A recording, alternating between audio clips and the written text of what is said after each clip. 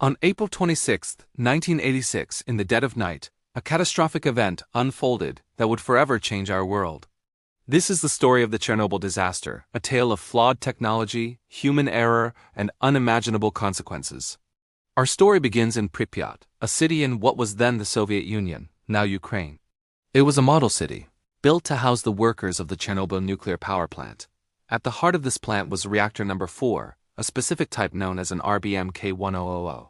These reactors had a critical design flaw, a dangerous characteristic called a positive void coefficient. In simple terms, if the water used to cool the reactor started to boil and turn to steam, the reactor's power would actually increase, creating a terrifying feedback loop. This was a secret known to some, but not to the men who were about to run a fateful test. The test was supposed to be a routine safety drill. The plan was to simulate a complete power blackout to see if the slowing down turbines could generate enough electricity to power the emergency cooling pumps until the backup diesel generators kicked in. It was a crucial safety check, but the execution was anything but safe. The test was scheduled for the daytime, but a delay pushed it to the late-night shift, a crew that was less experienced and not specifically trained for this procedure. They were under immense pressure to get it done. At 1:23 in the morning, the test began. But things immediately went wrong. As the operators started the simulation, the reactor's power dropped far too low, almost to a stall. This was a dangerous state for an RBMK reactor. To get the power back up and continue the test, they made a series of reckless decisions. They disabled several critical safety systems, and most critically, they pulled out nearly all of the control rods. These rods are like the brakes of a nuclear reactor. Removing them is like taking your foot off the brake while flooring the accelerator. The reactor was now incredibly unstable, a ticking time bomb. With the reactor in this volatile state, they initiated the test. A sudden, massive power surge erupted. In just a few seconds, the reactor's output skyrocketed to over 100 times its normal level. The intense heat instantly vaporized the cooling water, causing a colossal steam explosion. The blast was so powerful it blew the 1,000-ton steel and concrete lid clean off the reactor core, exposing it to the open air. But the horror was just beginning.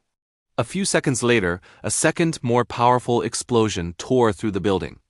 This was likely a hydrogen explosion, which ignited the graphite blocks surrounding the uranium fuel. A towering fire erupted, sending a plume of highly radioactive smoke and debris thousands of feet into the atmosphere. The heart of the reactor was now a raging inferno, burning for 10 agonizing days, continuously spewing a deadly cocktail of radioactive isotopes into the sky. The initial response was one of chaos and disbelief. Firefighters were dispatched to the scene, thinking it was a simple electrical fire. They were heroes, running into the ruins without any protective gear, completely unaware of the invisible enemy they were facing: lethal doses of radiation. They battled the flames with incredible bravery, but they were doomed. Many of these first responders would die painful deaths from acute radiation syndrome within weeks. Meanwhile, the Soviet authorities engaged in a disastrous cover-up.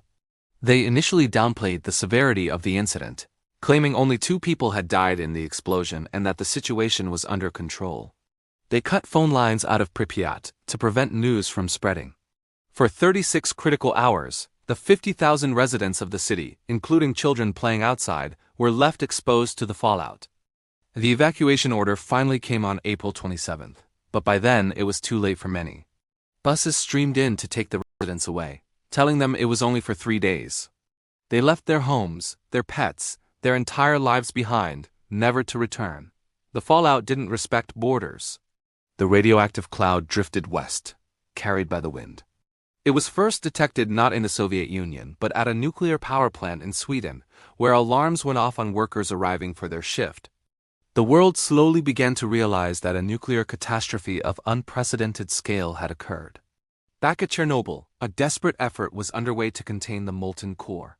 Helicopter crews flew daring missions directly over the exposed reactor, dropping thousands of tons of sand, boron, and lead to try and smother the fire and absorb the radiation. Each flight was a suicide mission, exposing the pilots to intense radiation. This mixture, however, created a new threat. The immense weight threatened to collapse the floor and drop the molten core into the flooded chambers below, which could have triggered an even larger steam explosion that would have rendered much of Europe uninhabitable. Three brave men, now known as the Chernobyl divers, volunteered for a critical mission.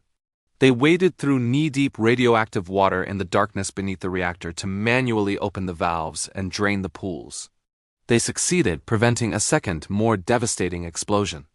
Miraculously, all three survived the initial mission and lived for many more years, contrary to popular myth. To entomb the destroyed reactor, a massive cleanup operation began. Involving over 600,000 workers known as liquidators, they cleared radioactive debris, decontaminated the land, and built a massive concrete shell, known as the sarcophagus over Reactor 4. They worked in short shifts, often with inadequate protection, to limit their radiation exposure. By November 1986, the sarcophagus was complete, a temporary monument to the disaster. But it was built in haste and began to deteriorate. In 2016, a colossal new structure, the new safe confinement, was slid over the old sarcophagus to secure the site for the next century. The long-term consequences are staggering. The Chernobyl disaster released 400 times more radiation than the atomic bomb dropped on Hiroshima.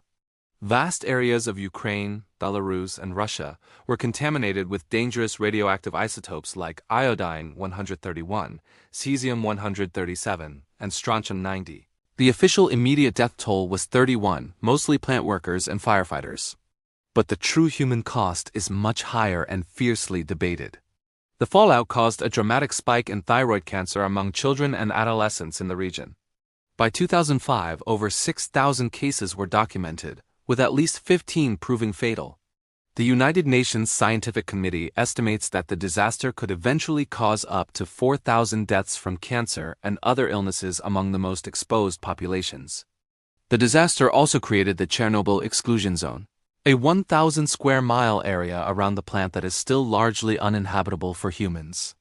It's a surreal, post-apocalyptic landscape where nature has reclaimed the abandoned cities and villages. Wildlife has returned, but scientists continue to study the long-term effects of radiation on the ecosystem, observing mutations and population changes. Politically and economically, the impact was immense. The cleanup cost the Soviet Union billions, crippling its already struggling economy. The secrecy and initial denial shattered public trust in the government. The disaster forced a new level of openness, a policy known as glasnost, championed by leader Mikhail Gorbachev. Many historians argue that Chernobyl was a critical nail in the coffin of the Soviet Union, accelerating its collapse just a few years later. Today, Chernobyl stands as the worst nuclear accident in history. It's a chilling reminder of the catastrophic potential of nuclear power when combined with flawed design, a culture of secrecy, and human error. It's a story of tragedy and heroism, of failure and resilience. It teaches us a powerful lesson about our responsibility to manage our most powerful technologies with the utmost care, transparency, and humility. The silent, empty streets of Pripyat are a permanent monument to the price of that lesson. Thank you for watching. If you found this video informative, please give it a like, subscribe to the channel, and hit the notification bell so you don't miss our next exploration into history's most impactful events.